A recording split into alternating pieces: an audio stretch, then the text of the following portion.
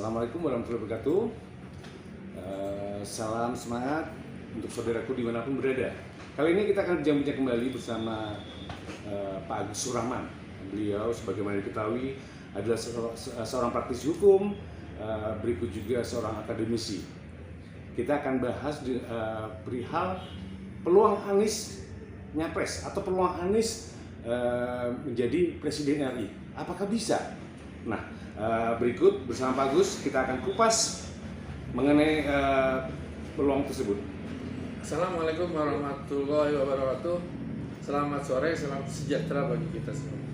Kalau kita bicara tentang Anies, maka kita bicara tentang bagaimana sejarahnya Anies dulu sepertinya mendapat satu tambahan nilai ya, sejak dia dari zaman tahun mungkin tahun 22-an ya, ketika Anies itu dipecat oleh Pak Jokowi dari Menteri Pendidikan waktu itu. Sejak itu kemudian dia malah menjadi gubernur DKI Jakarta. Jadi sepertinya masyarakat justru merasa apa ya, ada nilai tambah gitu ketika Anies mungkin menganggap bahwa Anies itu justru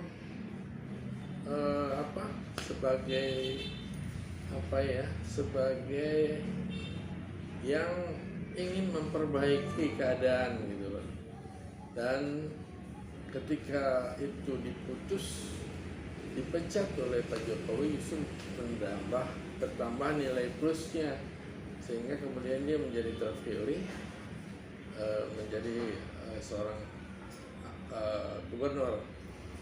Nah kemudian juga sementara ada sekelompok oligarki yang memang mungkin merasa disakiti oleh kebijakan Anies waktu itu gubernur, dia jadi gubernur, sehingga kemanapun Anies selalu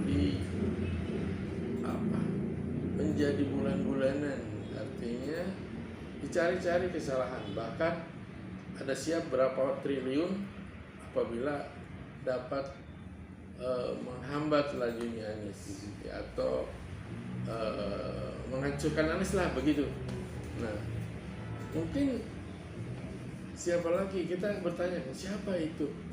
Saya rasa hanya bandar-bandar yang punya uang besar lah yang bisa memberikan janji uang yang begitu besar, asal bisa menghambat Anies, ya kan, asal bisa menghancurkan karya Anies. Terus berlanjut sampai berhentinya pun kan diberhentikan dengan hormat oleh Pak Jokowi sebagai gubernur DKI kan. Nah kemudian setelah itu dia mungkin sejak dulu memang sudah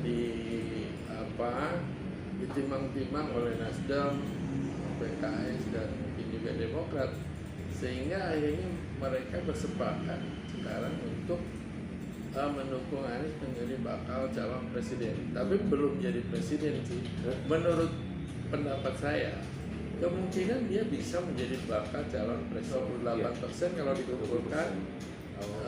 Desain 20, tapi dia sudah mendapat 28 dari Demokrat, Nasdem dan PKS, ya kan? Nah dia akan mendapat tiket untuk itu. Cuman kan belum ada pendaftaran itu Oktober. Jadi kemungkinan menjadi bakal calon kan dia sudah mempunyai tiket ya untuk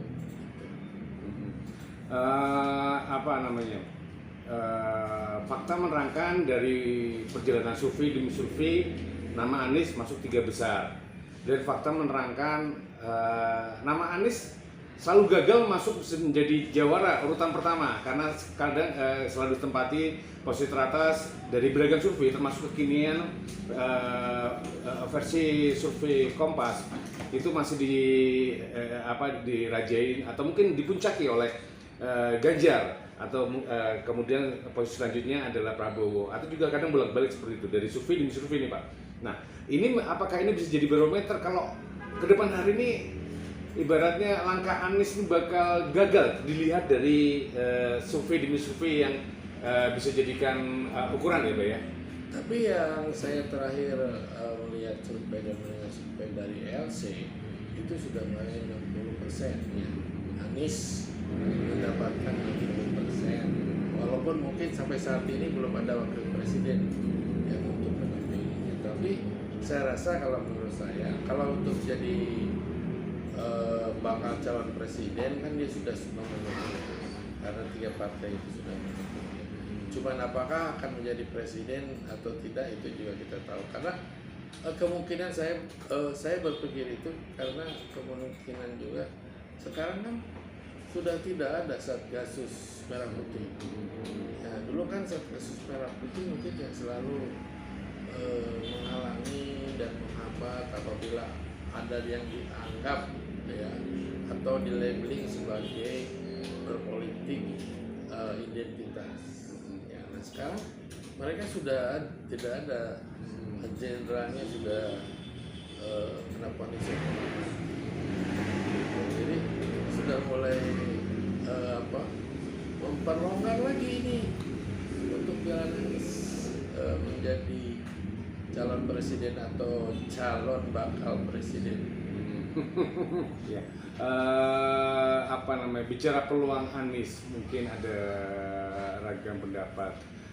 Cuman kalau banyak kalangan pengamat melihat kekinian banyak desas-desus yang menyebutkan Anies lebih dulu curi start untuk kampanye dengan kelang-keling gitu. Sementara parpol lain atau mesin politik lain belum mendeklar capresnya. Nah, momen ini ya yang dimanfaatkan Anies untuk curi start. Pendapat Pak Agus gimana? Saya rasa memang ini kalau menurut saya Pak Anies dan 3 partai ini pinter ya gitu. Pada saat orang masih belum berpikir apa-apa tentang pencalonan, dia sudah mencalonkan duluan start ya. Tapi bagaimana di akhir kan itu Allah yang tahu kan. Oke, ya. Oke, mungkin demikian sahabat dimanapun berada. Satu kesimpulan, apakah Anies Baswedan bisa sukses jalannya menuju tangga Presiden RI?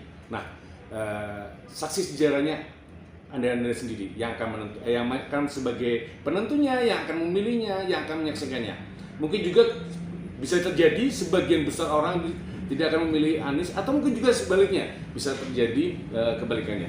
Ya, demikian diskusi kita hari ini.